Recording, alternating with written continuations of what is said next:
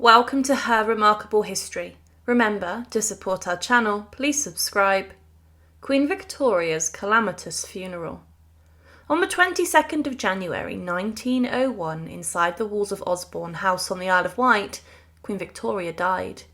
There was a huge amount of panic and worry within the royal family, as Victoria had ruled since June of 1837, and she was at the time the longest reigning monarch in British history. She had ruled for 63 years and 216 days, and at 6:30 in the evening, with her family and her successor around her, along with her grandson, the Kaiser of Germany, Victoria died inside of her bedroom. Her favourite dog was placed on her bed with her after she had passed. But there was a huge stress in the royal household, as no one knew how to plan a royal funeral, and there were arguments between the household staff. There was no one alive who had planned a royal funeral or the funeral for a monarch, and the planners were stressed. The Queen, following her death, was dressed in white, and she also wore her wedding veil, and members of her family helped in lifting her body into the coffin. But the funeral of Victoria was rather chaotic and was doomed even before the Queen's body got back to the mainland. One of the first huge problems with Victoria's funeral and the moments following her death is that the royal undertakers forgot something very important when they were summoned. They travelled to the Isle of Wight, having been told to come from London, but they forgot the coffin that Victoria had years before made for her.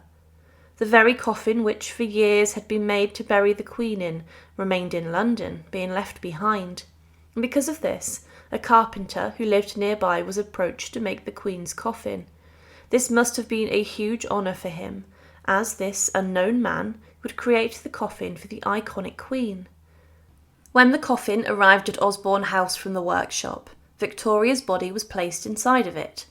In the coffin, the doctors had been told by the Queen to place a number of key items which were important to her. She wanted to be buried with these items, which included a plaster cast of her husband, Prince Albert's hands, and his dressing gown, but also a lock of John Brown's hair and John Brown's wedding ring. These items belonged to the very Scottish servant, who many believed was in a relationship with the Queen. But Queen Victoria's funeral was planned for Saturday the 2nd of February, and it would take place inside of St George's Chapel in Windsor Castle. But the final journey for her coffin would also be chaotic. No one seemed to know the procedure with burying a ruling monarch, and the historians sought to find out what the etiquette was for this. There were no photographs, and it was said that the ignorance of historical precedent in men whose business it is to know is wonderful. There was a lot of panic after her death, and the demands and instructions Victoria left were mostly ignored. She did not want to be embalmed, and she did state that her entrails and heart were not to be cut out and buried elsewhere. This was a tradition during the centuries, as many rulers were subject to this after their death. Elizabeth I's heart was cut out and was placed in a lead box, and these were then buried elsewhere from the majority of her remains. Victoria also said that she did not want a death mask to be cast of her face, but Kaiser Wilhelm II ordered this to take place, and this upset a number of the other royals, as the royal doctors would cast this mould of her face. Kaiser Wilhelm would also criticise the plans for the funeral, and he would say, "It is always like this. When an ordinary, humble person dies, everything is arranged quite easily and with reverence and care. When a personage dies, you fellows lose all your heads and make stupid mistakes which you ought to be ashamed of. The same happens in Germany as in England. You are all alike."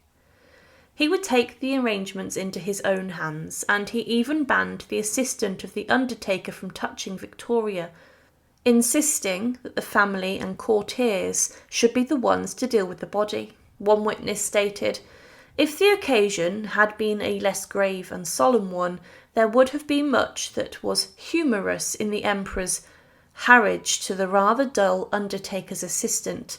The Emperor frightened the poor fellow into helpless obedience. The man was simply terrified. He was so unsuitable a person, as it appeared to me, that we declined to leave him, as he wished, in the room to take the necessary measurements, and, as a matter of fact, the measurements were taken by the Emperor, Sir James Reed, and myself, under the direction of the man who stood by and told us exactly what he wanted. It was altogether a curious scene. Victoria was placed in the oak shell coffin, which was then to be placed inside of a mahogany outer coffin, but this did not get there in time. It was said that the Queen's private doctor then prepared her for burial, by placing a layer of charcoal on the floor of the coffin, and then the Kaiser, King Edward, Mrs. Tuck, Victoria's headdresser, and the royal doctor lifted the Queen's body into the coffin. She was dressed in a dressing gown, and her veil was placed on her head. And further arguments between the different nobles and the Lord Chamberlain took place. But the plans for Victoria's funeral were rushed and were made quickly. She wanted to be buried with respect and to have a straightforward funeral. She wanted people to wear white, as she believed that she would be with her husband now, so she did not need to mourn and wear black. But these instructions did not extend to the royal family, and the Queen's granddaughter would write, "There was great concentration and bewilderment in the Lord Chamberlain's office, as well as in the royal family, as to what was the correct mourning for the sovereign. It was 64 years since such a tragic event had taken place. No one knew what should be worn. Old prints and pictures of long ago were studied to see how to bring up to date and modernise the cumbersome trappings of mourning. On the 1st of February, the Queen's coffin was loaded onto the royal yacht, the Alberta, and it was then set sail across the Solent to get back to mainland England. It was given an escort of warships which fired their guns in salute, and the funeral march by Chopin was played on the ships. The tribute was said to have been hardly less solemn and striking than yesterday's great historic naval pageant, with the night vigil on board the funeral barge, and where the late Queen may almost be said to have lain in state upon the bosom of the waters over which till a few hours ago she held such regal sway. The coffin was guarded all night by trusty marines. Outside the basin lay the Victoria and Albert, with the King and the royal mourners on board. Beyond them the long array of warships forming a glittering lane, scintillating with myriads of light and extending as far as the eye could reach across the still, dark waters of the Solent. But then, on the 2nd of February, it was raining a lot, and thousands of mourners crowded the streets of London to pay their respects to the Queen. A crush took place inside the capital where 1,000 people were injured. But following the train journey to Windsor, a procession from the station to St. George's Chapel began, and things continued to go wrong. The horses that were tasked with pulling the gun carriage which held Victoria's coffin broke free, and the carriage ran off and escaped from its watch. This was a huge problem, and then 138 naval guards were summoned to pull the carriage to the chapel by ropes, and those men in charge of the horses were very humiliated. But because of this, the procession towards the chapel slowed down, and some in the crowd got restless standing in the rain. One onlooker said, "You could hear a band in the distance, but nothing was happening." Then Queen Alexandra came tearing out, looking this way and that way, before Clarendon persuaded her to go back into the chapel. But the funeral party arrived at the church, and the service was conducted with very few issues. It was said that the glorious music beloved by the Queen rose from organ and choristers. The white coffin, which its gleaming crown and orbs was lifted onto the bier above the throng standing around it. The words of hope and peace and faith at the burial service were said. The herald proclaimed the departure of one mighty sovereign and the ascension of King Edward VII, and then gradually the mourners left, and the banners in the gorgeous array above the dark carved pinnacles of the chancel walls drooped alone over the guardsmen, who in their bare skins, arms reversed, remained to watch over the dead. But following this, the committal and the burial was to take place.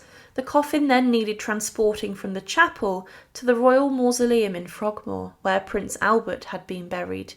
To avoid further humiliation, a rehearsal took place the day before, but following laying in state for 2 days, the interment alongside her late husband then took place. But one man, who was mentally ill, had made his way towards the service, and he then had to be led away. But with the snow falling out around the mausoleum, Queen Victoria, weeks after her death, was then finally laid to rest. Queen Victoria was at the time the longest reigning monarch in British history, and she would oversee a huge amount of change inside of Britain and its empire. But inside of her favourite house on the Isle of Wight, she would die surrounded by her closest family, who could not accept that the Queen was taking her last breaths. But her funeral and the procession was rather symbolic in places, and it was not carried out in a manner that was befitting for the Queen, with a huge number of problems taking place, including the coffin even being forgotten. Thank you for watching, and to support, please subscribe to Her Remarkable History. Thank you.